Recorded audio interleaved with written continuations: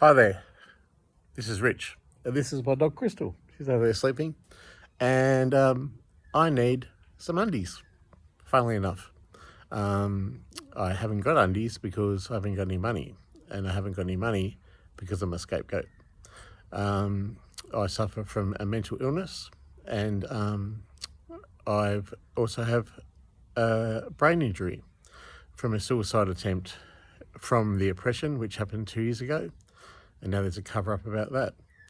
I've got an interesting story to tell because I was once a very well-known person in the advocacy realms of mental health and mental illness, sticking up for people from Montreal to Dubbo to Warrnambool to Parliament House. But now, as a scapegoat, I've been absolutely, literally persecuted to death and then it covered up. I need help because I can't survive. My life's not sustainable in this format. I had a former partner. I'm a gay bloke, and I was together with him for 5 years, and he was a multimillionaire. He exploited me, and he works for ASIO. A fair equal settlement was never reached, and there's $500,000 just waiting to be tapped into. Further, I was an allied health professional for the NDIS, and I used to help people in the community. And I got unwell from work from my own failed VOCAT child sexual abuse hearing, in which the magistrate was crooked.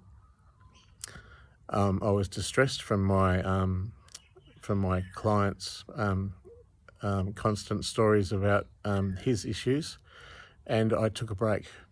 But my income assist didn't pay. My former partner never settled. And my work cover, now 2 years on, has not settled either. During that time, since my first hospitalisation in 2021, I was basically squatting because I had no money. It's been 2 years of squatting, and then the hospital, who was supposed to be caring for me, and the police kicked in the door and they took me away to the psych hospital. That's how you get poverty and dress it up as mental illness. They kept me in there for 2 months, and under the watchful eye of the hospital and the police, everything I owned was destroyed. My books, my photos of my nana, my clothes, my bed, my desk, everything I had went to landfill, and the hospital then rejected me into a homeless shelter. I'm also a doctor of philosophy, and when you do a doctor of philosophy, ethics means to do no harm. But great harm is dealt to me, and it has been dealt to me, and it nearly killed me. And it's still being dealt to me to this day.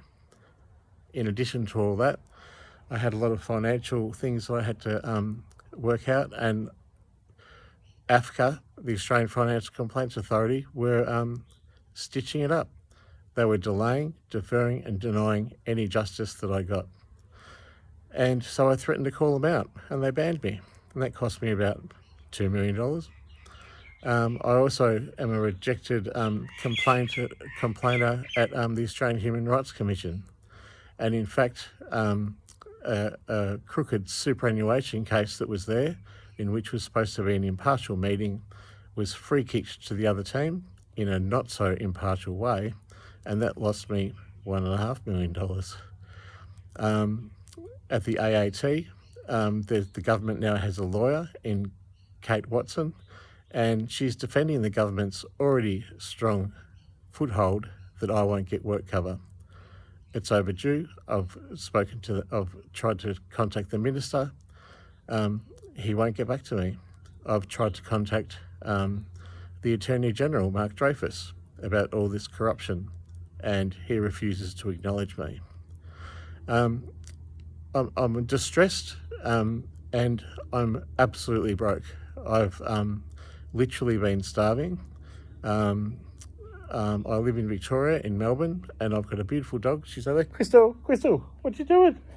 She's my world. She keeps me going. And I'd like to ask if you could keep me going too, because this can't last forever. And this vile victimisation and oppression of me is an ungodly blight on someone who's already lives at a high level of uncertainty with paranoia.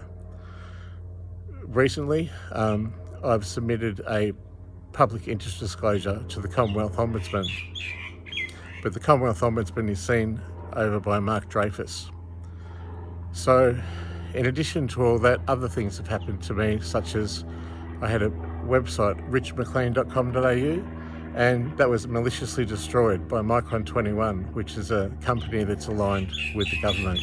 They destroyed my website, all backups, all emails, all my evidence before a court. They did it with impunity. I tried to complain to the Telecommunications Industry Ombudsman and to business.gov and to ASIC and all over the place. They just won't hear about it from me. They've destroyed me. They've destroyed my health. They've destroyed my business. I've been violently beaten up twice, and I've been literally run out of town by police. I've had to sell everything I have, and currently I own just about nothing. The shirt on my back. I live on a disability support pension, and that's approximately $1,050 a fortnight, and my rent alone is $750 a fortnight to stay here in safety with my dog. Please, can you help me? Bad things happen when good people don't act. And I'm in a really, really vulnerable situation. I've been savagely beaten up, fiddled with as a kid, drugged, you name it, it's happened to me. I've even been run over by a car. There's no recourse for any of these things for me, and there's no justice and no compensation. There's no settlements. There's no insurances. My HCF income assist hasn't paid. My work cover hasn't paid, and other insurances I have as well haven't paid. This is a systemic and profound conspiracy to pervert the course of justice, and it's dealt with impunity in a way which victimises me and which is literally torturing me by attacking me in the money via other agencies and statutory authorities. I'm asking for your help today because Crystal and I... Crystal, come here, Crystal. She's sleeping. Crystal and I deserve a home. Everyone deserves a home.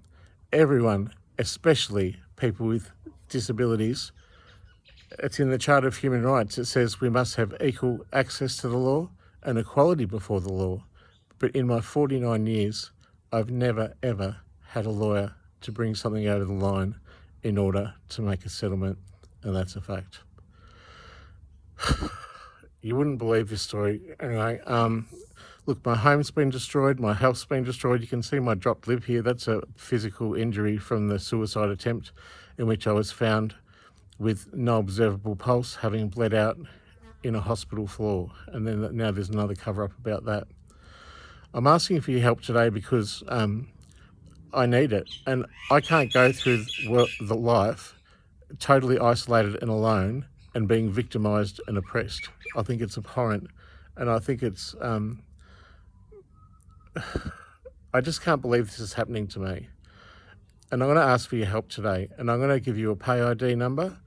And believe me when I say this is an investment in justice, because if you invest in my justice today, you will get that investment back when something finally settles. My pay ID number is 0400639248. I'll say that again.